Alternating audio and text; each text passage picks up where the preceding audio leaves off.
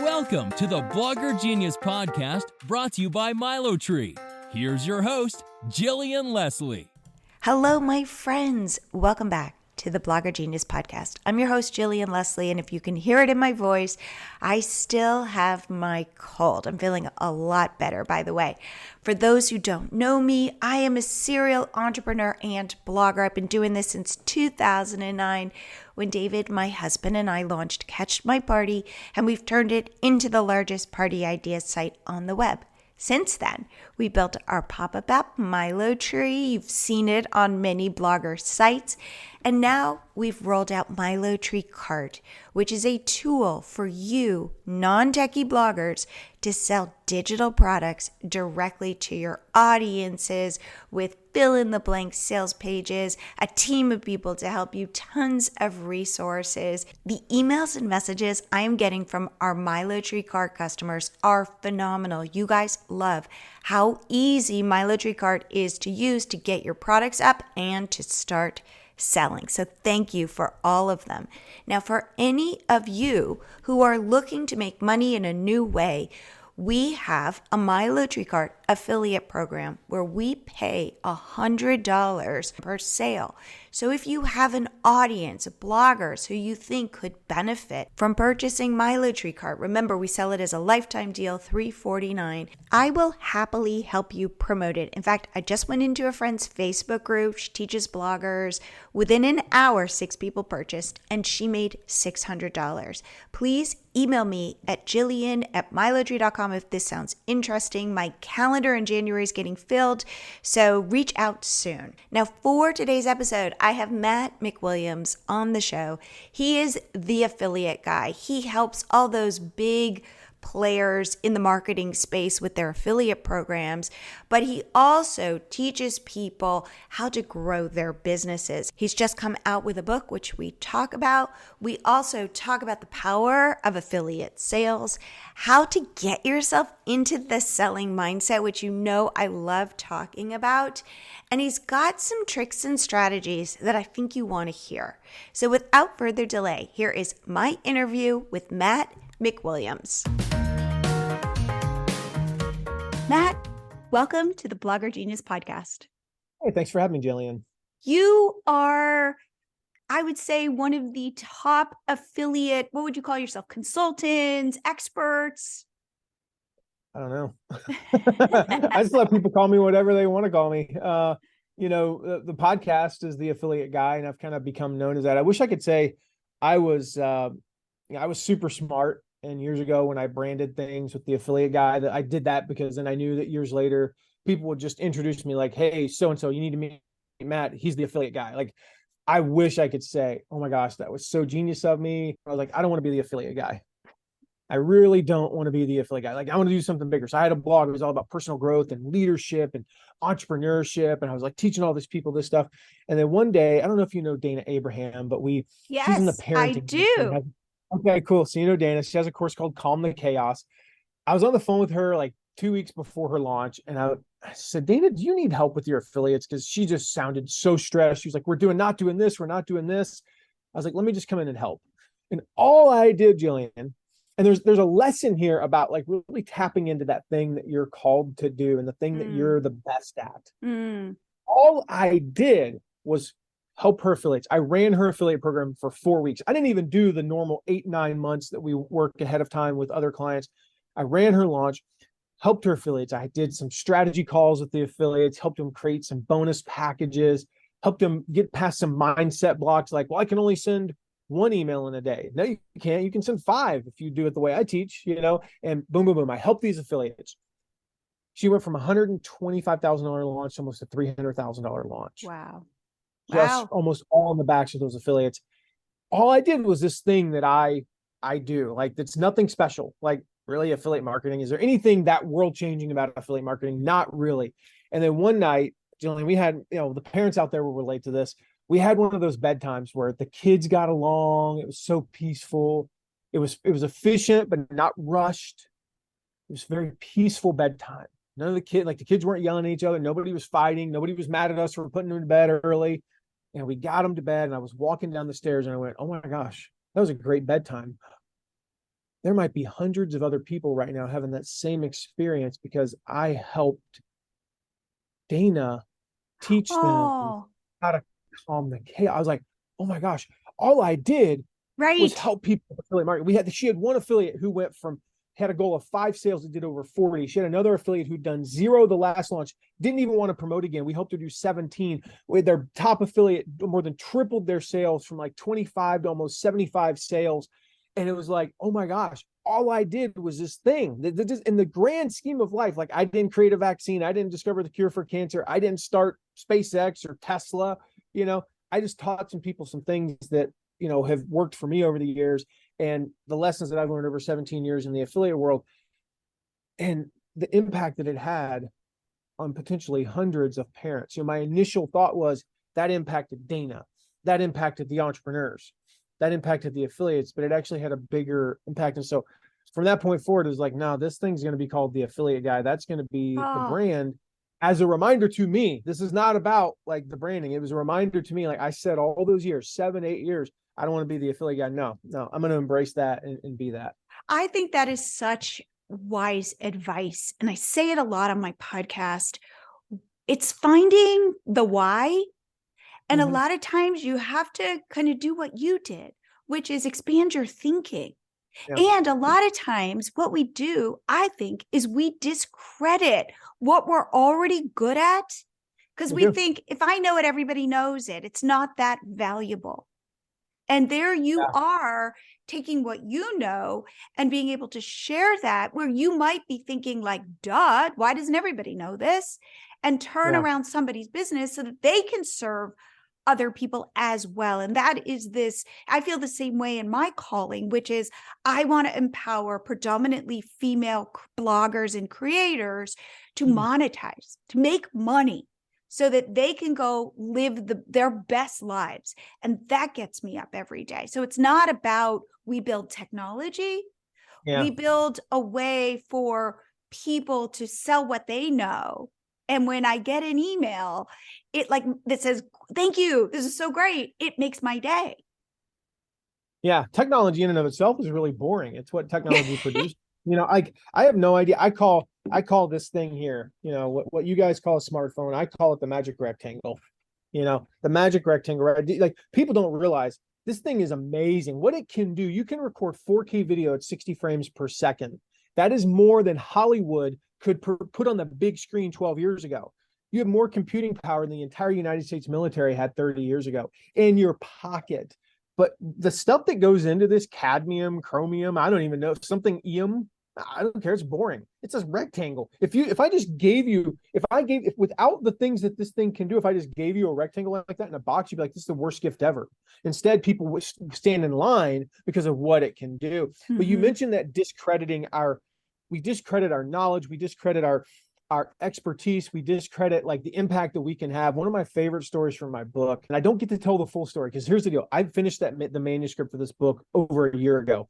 So I'm going to share with your listeners kind of the end of the story that's not in the book. But there's this lady I was talking to. She's got 2 autistic children. This really ties into that whole idea, like, who am I? Who am I? There's already other people saying the same thing.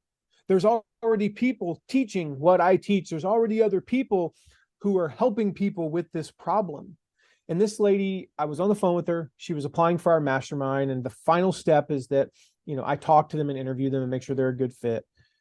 And she's like, the only problem is, Matt, I just don't feel like I don't have any letters behind my name. Like I want to help people with parents who have autistic kids, but all these doctors, people from Harvard and Columbia. It's like, I dropped out of community college, Matt. I don't know what made me say this.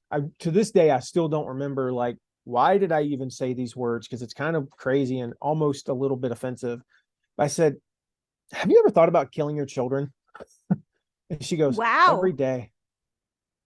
Every day. And I don't mean she's thinking up ways to drown her children. I get it. I get it. But she, like, you just have, like, we don't have autistic children. And there are days where I just go, oh, my wife just is like, and we all feel that as parents. And she said, every single day. And I said, then talk about that. Talk about I said, but you haven't. You got I think a 14 and a 12-year-old, and you haven't. So how have you managed to get through 14 years with one and another 12 with a second one and not do that? I don't care if you got letters behind your name. I don't care if you know all the latest science and how the synapses connect to the, cerebellum connects to the whatever amygdala. That doesn't matter. You raised two children who are functional. And she said, well, you're right. Actually, as a matter of fact, we even travel. I was like, okay, I mean, is that a big deal I don't know. I don't have autistic children. She's like, you have no idea. It's a huge deal. So fast forward, after the book is written, she emails me. She has over 10,000 YouTube subscribers. And she had a video that's got almost, I think, 100,000, 200,000 views, something like that, about traveling with autistic children. Here's what I didn't know that she told me, and this video talks about it. When you have autistic children, it is a nightmare to travel, because imagine you're taking a child who has sensory issues potentially, and they're used to routine, and you put them in a flying metal tube where they're being told what to do and when to do it, and it's not their routine, and there's 42 other people, and your baggage has to fit in a little thing up there. I'm not autistic or even on the spectrum, and it drives me insane. So imagine having those issues. And she said parents struggle with that. So I recorded this video, and I just talked about how we've traveled peacefully for over a decade. And the lady left a comment, just blew me away. She said to this lady, she said, you have no idea how much this video has helped me. I think she said, I have a 7-year-old. We haven't left our town in 4 years because of your video. I just booked a flight. I'm pretty sure she said they were going to Hawaii. And she had the confidence to get on the plane with her child. And I'm like, okay, this lady doesn't have letters behind her name, doesn't know all the science, doesn't know the studies, doesn't have the certificate on her wall that society says you have to be an expert. No, she's an expert in her experiences. We're all experts in our experiences. So your audience is women. So, there's other women saying that. Okay, well, are they single women? Are they married women raising kids? Did they grow up in this, do they have a Southern accent? I don't know, like find the thing. We talk about step 4 or step 3 of the book is all about standing out. How do we stand out? It's never been easier to get noticed, but it's never been harder to stand out. So what is that thing? And for her, it was her experience having autistic children, raising them successfully. One of them, if I remember correctly, one of them's already gotten a college scholarship, and I think he just turned 16. He's going to graduate in the spring. He's already got a scholarship to, pretty good school. How do you do that? I don't need a doctor to tell me that stuff. Right. That's her experience. So Absolutely. you're an expert in your own experiences. Absolutely. And, I call it, you are an expert, and to take the pressure off, you're an expert with a small e. You don't have to have those letters and degrees behind your name. It is really about your experience, but how your experience can help others. So nobody cares about me, Jillian, and my life unless you're my mother, or my close family or my close friends. But the truth is, if my experience can make your path lighter, then I have an obligation to put it out there so I can lighten your load. A lot of people in my audience, I start a blog or I start a website and I want to, or let's say like I'm a content creator and I want to make money. The first thing people recommend is affiliate marketing. Do you agree with that? Oh, absolutely. Absolutely. I mean, you think about it, you have 2 options without affiliate marketing. Option 1, you create a product. Here's the problem. When you're first starting out, you don't know who your audience really is. You don't know how are they going to respond? Like what types of emails are they going to open? Are they going to do payment plans, or what price points are they going to do? How long should the cart be open? Should you even close the cart? Should it be evergreen? Should you do a launch? Should you do this? I'm going to stop you there. I don't even know what problems I'm really solving. Exactly. You don't even know these things. So here's the deal. That's option 1. You create a product. It's either going to flop because nobody wants it, or it's going to flop because you don't know how to sell it. All right. The second option is you just continue to give away free content indefinitely. So content, free content, and all that. Here's the problem with that.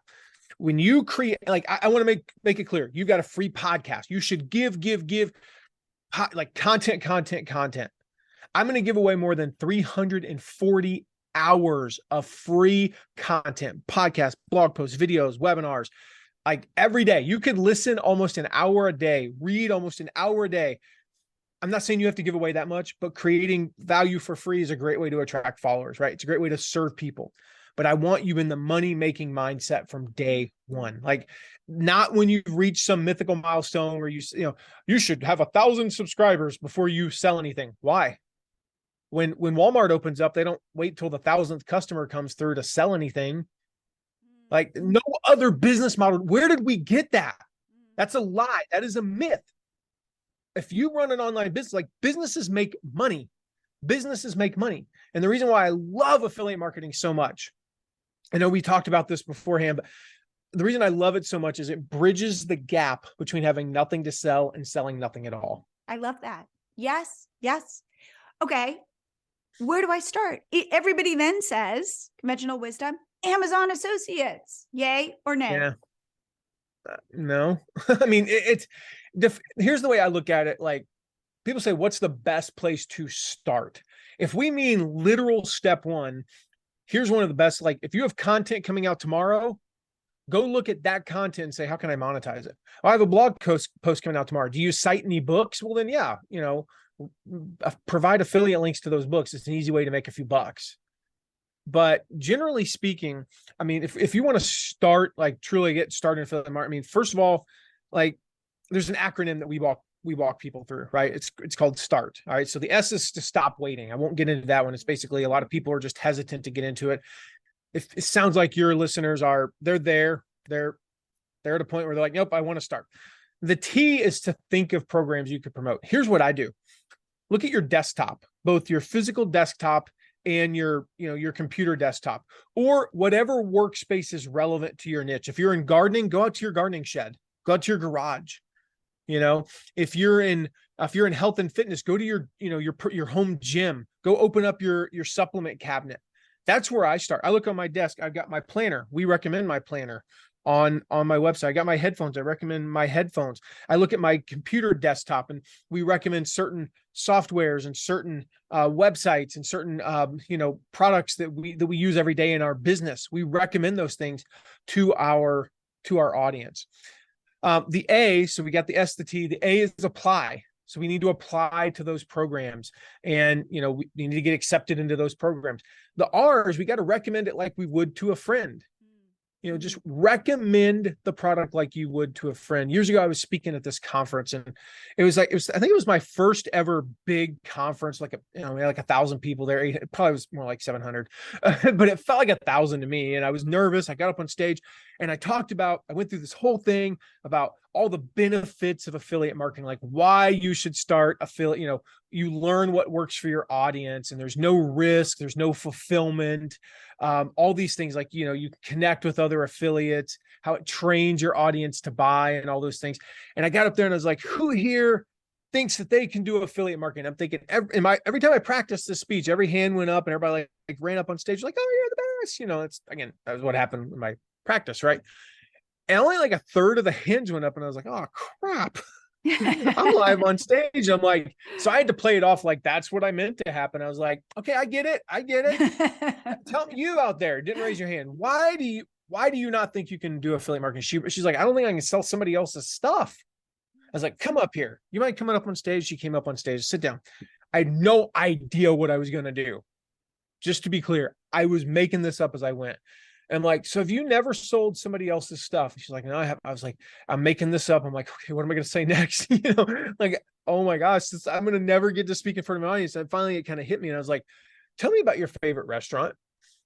She's like, well, it's such and such place. Like, what's it like when you pull up? She talks about the atmosphere when you pull up. All right, when you walk in, what's it like? She's like, oh my gosh, it's decorated like this. And, it looks like this. All right, what about the service? Oh, the service is so amazing. It's like the waiter's never there, but my glass of water is always full. He's never in the way, but we always have everything we need. Oh, the service is so good. Last week when my husband and I went, we forgot our doggy bag. He almost got hit by a car bringing it out to us. Like, that's good service. But what about the food? Now, side note, never do this at a conference at 11:30 in the morning. She starts talking about the food at this restaurant. And the best way I can describe it is nothing short of a sensual experience. People are out there. It's like Pavlov's dogs. They are drooling all over the place. She makes this place sound so good. And I go, who here wants to eat at this restaurant? This time, every hand in the place went up. And I looked at her and I said, you did it. She's like, I did what? You just did affiliate marketing. You sold 1,000 strangers, people you don't even know, on someone else's product.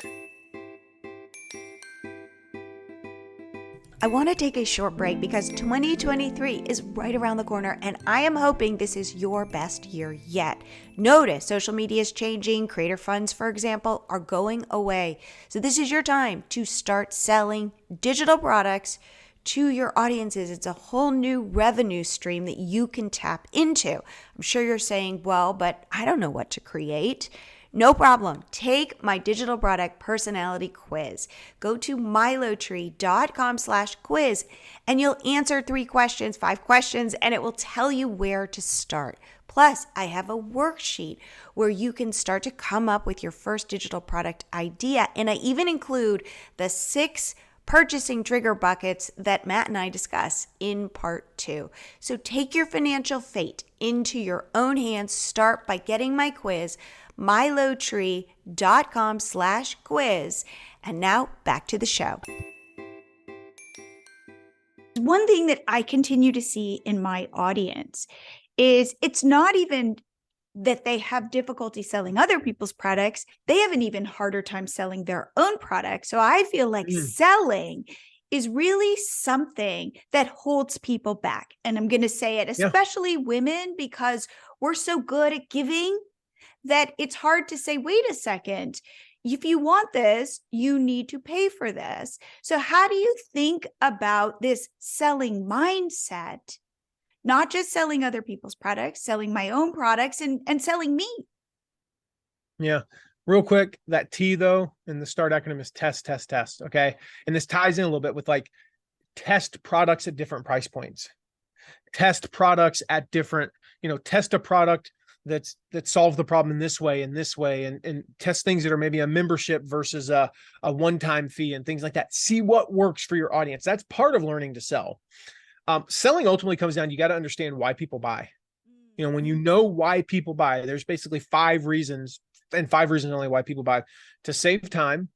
I go through this. Yes. Yeah. Yes. To make money or save money, to address fears, to feel pleasure, and to avoid pain. And wait, and I'm going to add one. I'm going to add one. Yeah. Raise social status. Yes. And to be honest, so that actually ties into one of my favorite quotes from a guy named Ridgely Goldsboro. I remember I was on a call with him one day, and I tie that under to feel pleasure. So social status. He said, people buy because the act of buying makes them feel good about themselves. He said, people don't buy always to solve a problem. He said, one of the things that they've studied, when people buy a book, like a business book, you know how much of the business book they read? And this is if they work at a company. They read just enough that they can talk about that book on Monday morning in the staff meeting and then go, look at me. I read that book. That's why they buy it. They buy it because it makes them feel good about themselves, which ties into that social status. So yeah, that would be like 4B would be the social status. And so when we understand those reasons, then we have to look at our copy, our stuff. And we have to go, okay, is it helping people save time, make money, save money, address fears, to feel pleasure or to avoid pain? If we can do that, ultimately the reason why people suck at selling is they sell scared. That's what do you really mean what it by comes that? down to. Share. Scared of looking ridiculous, scared of being rejected, scared of losing subscribers. Here's a news flash. Subscriber count is a vanity number. Buyer count is what matters. Scared of someone not liking you, scared of hearing the word no, most feared word in the English language, not snakes, not Donald Trump. I mean, not Joe Biden, not tax increase, not whatever. It's no.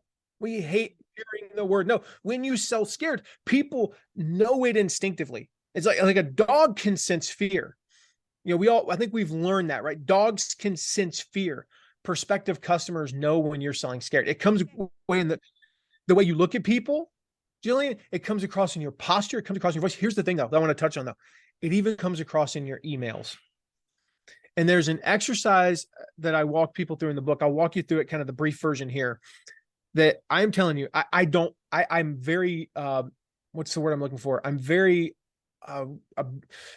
afraid of the word no. I'm a recovering people pleaser, as Michael Hyatt would who say. isn't? Matt, who Yeah. isn't? And this helped me so much. So this exercise that I walk you through step by step in the book, but I'll give you the overview here, is basically before I write copy, or before I record a podcast, or before I make a big ask, before I start sending text saying, hey, can you do something for me? I walk through this visualization exercise. It's gotten to the point where now it takes me about 3 minutes. It used to take me 10, but I sit down and I get into a comfortable place. I turn the lights off. It's a meditation type exercise. It's a visualization exercise. And I take a moment to visualize my avatar. All right. And I visualize her opening the email. Now, if this email is intended to inspire them, I see her inspired. If it's intended to maybe make her laugh, like if I think, you know what, I'm going to use some humor in this one, I want to see her laughing. All right. If I want her to click on the link and buy, then I'm going to visualize that whole process. What emotions am I conjuring up? Sometimes it's humor. Sometimes it's a little bit of anger. You know what? Curse the establishment. I need to be angry at this. So I want to see that in there as they're reading, and I visualize them. I see them clicking the link. What's my call to action? Click the link. If it's hit reply, I see them hitting reply, and I see them looking at the sales page, affiliate product, my own product, whatever it is. I see them taking the action that I want them to take. I see them reading the sales copy. I see them watching the testimonial videos and going, yep, okay, I feel like this is for me. I see them then choosing to enroll. They click the button. They type. I see them pull out their wallet, pull out their card, enter the card information, click on buy. And then this is important. I see them being satisfied with their purchase, but then this is the big thing. At the end, I fast forward 2 years. So if you sell a weight loss product, see them being happy 2 years from now, being thin and active and playing with their kids or grandkids and walking up the flight of stairs. If you sell a quit smoking product, see them not smoking and doing those same things. If you sell a business improvement product, see them with a couple of team members enjoying the fruits of their labor and being successful. If you sell real estate, see them living in their new home, whatever it is. Like, picture this as vividly as you can. When you then open your eyes and sit down to write, what fear do you have of selling? Well, there is none. What is interesting about what you're saying, I have two thoughts. One, it gets you out of you. You're totally about that customer. And two, you are all about the transformation for that person. It's not just that that person buys your course or your book. It's then they are making you are helping them make their lives better. Mm-hmm. And those are Zig Ziglar. Oh, go ahead. I was just going to say, those are the two things I'm hearing. And I am always talking about get out of yourself. This isn't about you, but that is such a powerful way. In fact, I have to write some emails today. And I'm going to use that exercise to further help me get out of myself and my own insecurities. And, oh no, what if you say no? What if you unsubscribe from the list? What if you think, who knows what about me? Yeah. And you just go, nope, not about me. My mission is I see a better future for you. Yeah. I mean, Zig Ziglar, my favorite quote on selling ever. He said, selling is essentially a transfer of feelings. So in other words, if you're going to sell effectively, you got to have passion. You got to have belief in the product you're selling. If you find it hard to sell because you're like, I don't even know if this is going to work, it's the wrong product. It's the wrong affiliate product. You created the wrong product, or you have the wrong audience. There are times where I'll go through that exercise, and then I'll go to my team and go, guys, I don't think this needs to go to everyone. The person I'm seeing opening this email and clicking on the link and reading it and buying it is only people on our list who are in this category. So we segment our list, right? So, it might be these 12,000 people or whatever, these 8,000, these 20, it doesn't matter. But it's only people who have done this and shown that they're in this category. Those are the people I see who are going to react to this. And part of what's holding me back is we're trying to send this to, 30,000 people when 10,000 of them aren't relevant. And so I go, you know what? Let's just pull back from those people. Let's only send it to people it's best for. And now I'm like, great. I'm confident again. And We try to sell something that maybe hasn't gotten results for us. If I haven't I would like to recommend that book. What was your best takeaway? I don't know. Well, why would you recommend it? I think You have to think about that. I feel like we are these sensory beings and we pick up stuff from people. Like, are you authentic? I say this, I'm an Enneagram 6. If you know anything about the Enneagram, which is I'm fear-based. Which one is that? It's the fear-based one, but I'm very, very loyal, very loyal. Yeah. But I have big, I'm always looking for, are you being honest? And because I'm very honest. And are you trustworthy? Because I am very trustworthy and I need to feel safe. And so that is the prism through which I see the world. And what you are saying is I pick up on stuff. And therefore I pick up on who I want to work with, who I don't want to work with, all of that, whose books I want to buy. And in emails, I am I'm always sniffing for this sense of authenticity. And what you are saying is be mindful of putting it in first, like being really intentional about saying, no, you can trust me. And I am really trustworthy. It's everything. I mean, it is everything. I'll tell you right now, my wife has a filter. When we go any item, over a few $100, if the salesperson gives her a bad handshake, we're done. It's part of her spidey sense. Now, and here's the deal.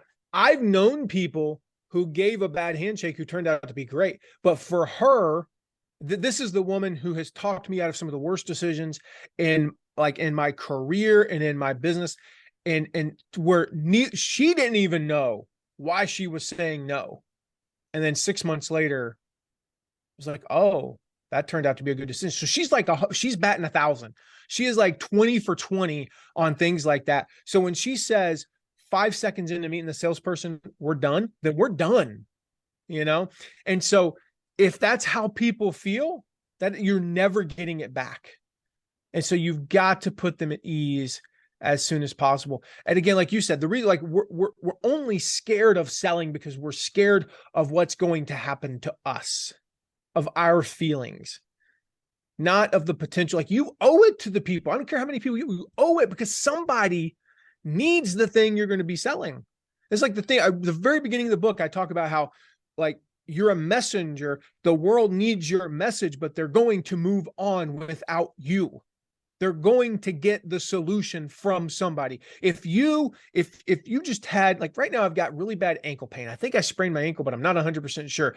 As soon as we get off this and then I finish my next call, I'm going to try to find a solution. And if it's not for my doctor, if my doctor can't see me, then I'm going to go someplace else to find out what is wrong with my ankle. I'm not just going to go, well, guess my ankle's just going to hurt for 2 weeks. Right. Whatever it is. Oh, I guess I'm just never going to start a business. Guess I'm just never going to be able to do whatever. Like, what is the thing that your audience, they're in pain. But here's the thing. Suffering. Here's something.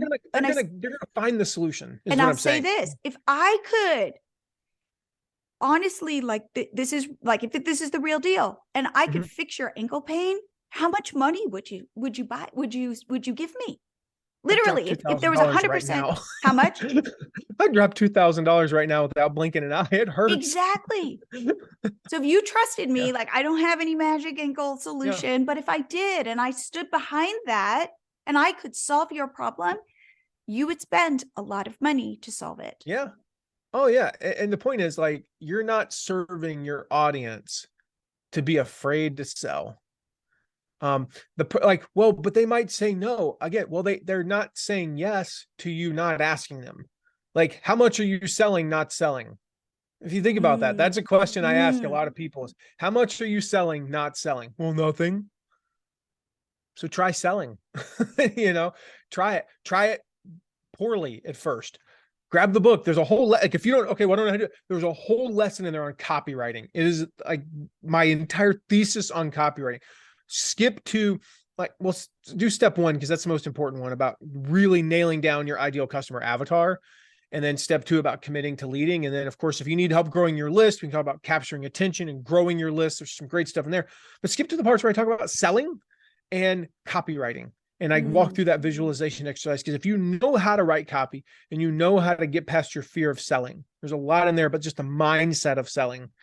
And then you know how to do the visualization exercise. I can promise you, if you sit down and write something and send it out, you will make money. Now, how much money? I don't know. Definitely 100%. This is the guarantee you can take to the bank. It's more than if you didn't send the email at all. Absolutely. And I know that's so obvious, but it's true, because a lot of times we just go, well, I'm not going to do anything. Nothing sucks. Nothing is a terrible option. Do something. I love that. All right, Matt, tell us the title of your book, where people can get it, and where people can learn more about you. Yeah. So I've got to pull it up here because there's a special URL we created for you, Jillian. So as I thought, it's passionsintoprofitsbook.com/Jillian. So you could put that in the show notes. Turn your passions into profit. I mean, the whole book, I said earlier, kind of the treatise of the book, the whole premise of the book hinges on one belief: that the world needs your message. The world needs your message. There are potentially hundreds, thousands, millions of people out there right now desperately waiting for you to share your message with them. And so this book, as I mentioned earlier, it walks you through, again, how do we get clear on who we serve? There's some exercises in there for that. How do we commit to leading and become a leader for our audience, our potential audience? How do we capture attention? Not just like hope that we get some attention. Like, how do we go out and just grab it, right? How do we get noticed? How do we convert people into subscribers, build a community, become a hero, a champion for our tribe? How do we condition our audience to actually click and buy and create raving fans? And then ultimately, the last 2 chapters are all about monetizing. Again, affiliate marketing is my jam, so no shock. The longest chapter is about affiliate marketing. But how do we actually do that in a way that works, right? How do we sell? How do we, get accepted into affiliate programs? How do we do copywriting? And then the final chapter is about creating consistent content. So again, passionsintoprofitsbook.com/Jillian.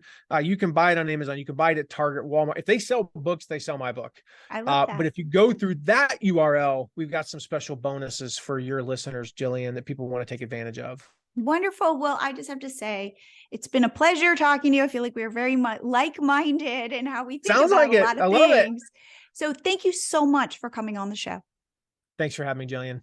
I hope you guys liked this episode with Matt. My biggest takeaway was the quote that he was sharing. Selling is essentially a transference of feelings, said Zig Ziglar, who is a famous motivational speaker. This really simplifies what it's all about. If I can make you feel differently and hopefully better, I can sell to you. Selling is also a muscle that I recommend you start working on, because I think it's going to be even more important for all of us in 2023. In fact, if you want to be selling and promoting MiloTreeCart, join our affiliate program. You can get there at MiloTreeCart.com/affiliate. And I would love to help you promote it any way that I can. Just reach out to me at Jillian@MiloTree.com. The beginning of the year is always a great time because people dig in and work on their businesses. And I will see you here again next week, hopefully with my voice all back to normal. Stay healthy out there.